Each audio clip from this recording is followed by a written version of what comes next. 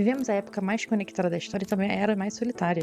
E se a solidão não for por falta de pessoas, mas sim por um excesso de estímulos? A gente não está falando de um fenômeno isolado, mas sim de uma experiência global. Isso está acontecendo em todas as partes do mundo. E essa solidão que a gente sente atualmente na nossa sociedade, será que ela não é uma solidão muito específica do nosso tempo?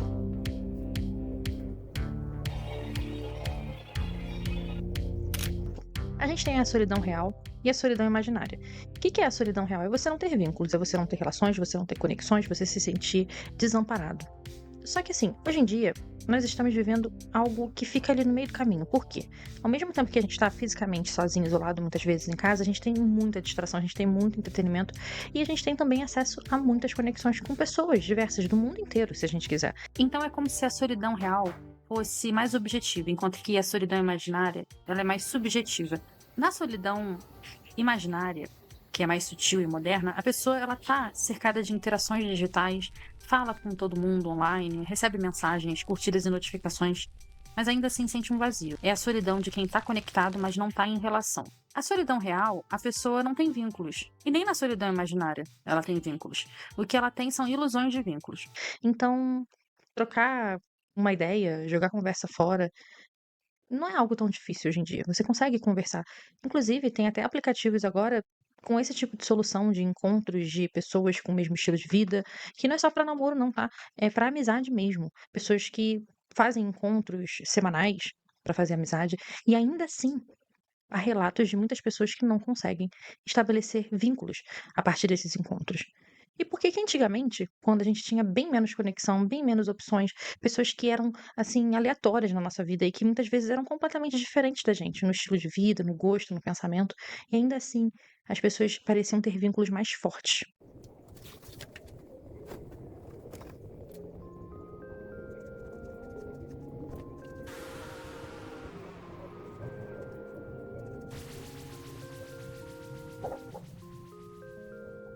Facilitar as relações é o que realmente está dificultando a profundidade dos vínculos.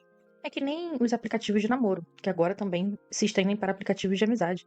Você tem um cardápio de pessoas, ou melhor dizendo, teoricamente, teria que estar mais fácil você fazer novas amizades ou você namorar. Mas isso também cria várias neuroses na cabeça das pessoas. E é uma neurose coletiva que a gente está vivendo. O desejo humano, ele não é algo simples e direto. Ele é moldado pelo olhar do outro. Então a gente aprende a desejar a partir do olhar do outro, quando a gente vê o que o outro deseja. Então a gente aprende o que é atraente, o que é romântico. As nossas referências, elas se constroem coletivamente. E antigamente a gente fazia isso observando o mundo ao nosso redor, com olhos físicos mesmo. E essa referência, ela era um pouco mais fácil de lidar, porque você não tinha tantos pontos de referência assim. O problema é que esse mundo ao redor, agora, é só um mundo inteiro, mediado por uma tela. E não só por uma tela, mas mediado por marketing, mediado por pessoas que querem vender informação, porque elas vivem disso, por influencers que querem vender uma vida linda e maravilhosa. É um mundo imagético, ilusório, e que mesmo a gente sabendo que é uma ilusão, a gente se engana. Sutilmente. Vou arriscar dizer uma coisa. Será que a gente está idealizando as relações através das redes sociais e da internet, de um modo geral? Tanto as relações de amizade, quanto as relações amorosas, quanto as familiares. Vocês podem ver quanto conteúdo de narcisismo tá pipocando hoje em dia. E assim, gente, claro, é interessante a gente se educar em relação a isso, porque isso realmente existe. Acontece que quando uma informação é consumida em excesso e pouco digerida, a gente pode interpretar muito mal o que acontece ao nosso redor. Então, muitas vezes você pode interpretar muito mal as suas relações familiares, você pode interpretar muito mal as suas relações amorosas, as suas amizades. Sim. Claro, gente, a linha tênue, sempre foi. Sempre foi. Eu não tô querendo dizer que no passado as coisas eram melhores. Então, assim, as complicações, elas sempre existiram. E assim, a gente tem o espírito do tempo. Então, o espírito do tempo no passado era de que muitas vezes você era até mais tolerante a relações tóxicas, a pessoas narcisistas, porque era o que tinha pra hoje, né? Então, você também não tinha tanta informação, tanta educação, né? E a sua régua era um pouco mais baixa. E aí acontece que agora a régua tá um pouco mais alta, e aí a gente fica um pouco mais exigente também.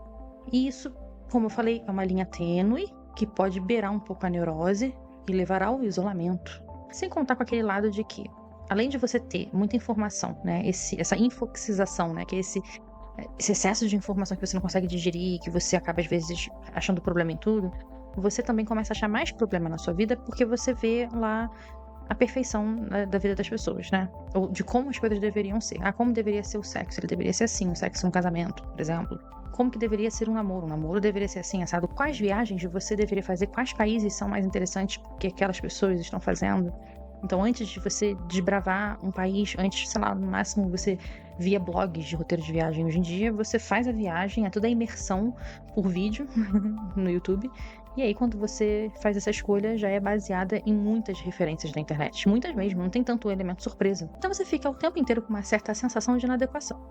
De inadequação e de que a sua realidade, como ela se apresenta, e as pessoas que se apresentam e se manifestam na sua realidade, também são inadequadas. E aí você fica, peraí, acho que essas pessoas aqui melhor não.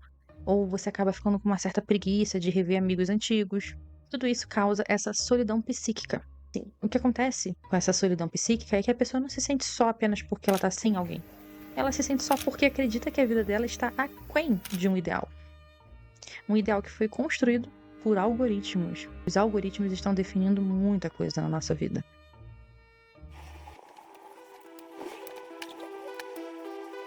Vamos falar agora sobre o vício em estímulos e a carência artificial. Aqui entra o segundo ponto, o vício em estímulos. O cérebro humano é extremamente sensível à novidade. Cada notificação, cada vídeo curto, cada imagem nova gera pequenas descargas de dopamina. E vocês sabem disso. A gente sabe que o que mais tem aí também é conteúdo falando sobre a tal da dopamina. Acontece que sim, é o que está acontecendo. Parece que depois de um certo tempo, parece que a nossa mente ela se acostuma a um certo nível de estímulos. De notificações, de novidades, de informações, incluindo aí notícias e tragédias, tá? Que é uma coisa que eu falo no vídeo do Apocalipse, sobre como a gente fica viciado em ver tragédias ou em ter uma tragédia ali iminente, algo que tá para acontecer, ou uma revelação. E o que antes era neutralidade, o que é neutralidade? É você tá assim, um domingo, dia de chuva, você senta numa poltrona, no seu sofá ou na sua mesa para tomar um café e tá silêncio. Isso é neutralidade. Essa neutralidade, ela se tornou insuportável. Simplesmente porque ela não é vista mais como neutralidade, mas como um tipo de vazio. Então a gente ficou intolerante a esses momentos de vazio. Uma conversa comum parece entediante, um encontro simples parece sem graça. Um relacionamento estável também pode parecer bem monótono. Porque é difícil você competir com esse excesso de estímulos. Com essa velocidade das redes e com essa intensidade artificial de conteúdo. Então isso cria uma espécie de carência fabricada. A pessoa ela não sente falta de algo ou de alguém especificamente. Ela sente falta de uma intensidade, de uma idealização que simplesmente não existe. Então, no fundo, não é que ela tá sentindo falta de pessoas. Ela tá sentindo falta de estímulos. Ela tá viciada. Estamos viciados. E toda vez que a gente passa por momentos de vazio, que a gente chama de vazio, que seria, sei lá, um tipo de tédio, é como se a gente estivesse numa abstinência. Porque o vínculo ele exige algo que a cultura do estímulo não tolera, que é tempo, repetição, silêncio, convivência, imperfeição, frustração. Relacionamentos reais têm dias entediantes, conversas banais, momentos de desconexão, conflitos, rotinas, repetição, tédio. Mas quem está viciado em estímulos pode começar a achar isso insuportável. Então, sem perceber, começa a sabotar os próprios vínculos. Troca o profundo pelo intenso, troca o estável pelo excitante, troca o real pelo imaginário e o resultado é solidão, carência.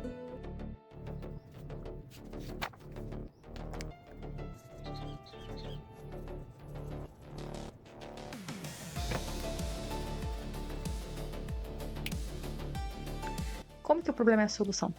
Se você lida cada vez melhor com os momentos vazios e com a sua solidão, e você transforma ela em solitude, você fica mais imune a esse superestímulo e você também fica mais imune a essa carência. Porque a solidão ela não é apenas um sintoma social, uma estatística aí que a gente tem que resolver, né? Porque as pessoas muitas vezes passam isso como uma notícia, gente, a solidão é um problema social que temos que resolver, as pessoas estão sozinhas. Não, gente, não é só isso. Isso é uma visão muito superficial do problema. A solidão ela é uma experiência existencial. O silêncio, o vazio, a falta de estímulos são um lugar onde o sujeito se encontra consigo mesmo. Só que isso pode assustar, porque quando os estímulos cessam, o que aparece? Angústia, traumas, conflitos internos, problemas para resolver pipocando na cabeça, desejos não realizados, medo do futuro, frustração em relação ao passado. tudo isso vem como uma enxurrada, e quanto mais você vai colocando debaixo do tapete e tapando o buraco com estímulos, pior fica lidar consigo mesmo, com a sua própria mente, com o vazio, com o silêncio, quando você se permite minimamente. E aí vai virando uma bola de neve. Então a reação automática é fugir disso. Pegando o celular, abrindo um vídeo, mandando mensagem pra alguém, buscando qualquer tipo de distração. O filósofo Blaise Pascal dizia que todos os problemas do homem vêm da incapacidade de ficar sozinho, em silêncio, dentro de um quarto. E hoje isso parece mais atual do que nunca. A solidão, ela é didática. Ela nos ensina tanto sobre a nossa existência, sobre a nossa mente. Porque a solidão, ela é um espaço de construção. É no silêncio que os pensamentos se organizam, que esses conflitos que vêm à tona, eles trazem uma oportunidade de você amadurecer, de você refletir. O que a solidão faz, principalmente, quando transformada em solitude, é te fortalecer. Porque aprender a lidar com a solidão é aprender a sustentar a própria existência. Então, a pessoa que fica sozinha, ela escolhe melhor os seus vínculos, ela escolhe melhor suas relações e as suas conexões e o conteúdo que ela assiste também. Não entra em relações por desespero, não confunde intensidade com amor, mas entende que relações têm seus problemas, têm suas frustrações, de forma realista, consegue encarar isso de frente melhor e não aceita qualquer coisa só para fugir do vazio. E uma pergunta que fica, que eu acho que é muito importante: será que o excesso de estímulos fez eu perder um pouco da minha capacidade de me relacionar com o mundo de forma saudável? Ou como esse excesso de estímulos tem transformado a minha forma de me relacionar com o mundo real e com as pessoas reais? Porque muitas vezes a tua solidão não é falta de pessoas, é falta de silêncio. E é nessa solidão que a gente tanto evita que pode estar a construção de uma vida mais verdadeira.